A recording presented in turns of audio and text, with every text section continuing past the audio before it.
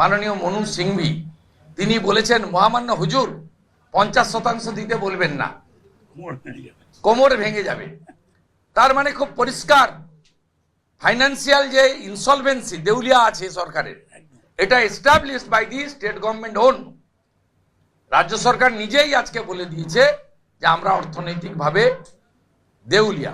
তিনি পুজোয় টাকা দেবেন, যেগুলো সরকারের কাজ নয়। সুপ্রিম কোর্ট চাকরি বাতিল করে দিয়েছে, বাতিল চাকরিদের তিনি ভাতা দেবেন, যা সরকারের কাজ নয়। সমস্ত বেআইনি কাজ করবার জন্য এই সরকারের টাকা আছে, কিন্তু কর্মচারীদের ন্যায্য যে দাবি, সেই দাবির জন্য টাকা নেই। কে পাশ থেকে কি মন্তব্য করলেন, তারপরে কাউন্টার মন্তব্য করার জন্য আমরা এখানে বসে নেই। সুপ্রিম কোর্ট একটা নির্দেশ দিয়েছে বলে আমরা শুনেছি, সেই নির্দেশনামা পুরোপুরি যখন আসবে তখন রাজ্য সরকার তার উপরে তাদের বক্তব্য রাখবেন এবং পরবর্তী ক্ষেত্রে দল সেই বিষয়ে বক্তব্য রাখবেন। মহামান্য সুপ্রিম কোর্ট এটা বুঝেছে যে পশ্চিমবঙ্গ সরকার দুর্নীতিতে কোথায় গেছে। যদি এখনো কিছুটাও লেশমাত্র থাকে লজ্জার, আর সুপ্রিম কোর্টে না যেয়ে গোটাটা মিটিয়ে দিন, কারণ আমরা 100% বকে আদায় করে ছাড়বো।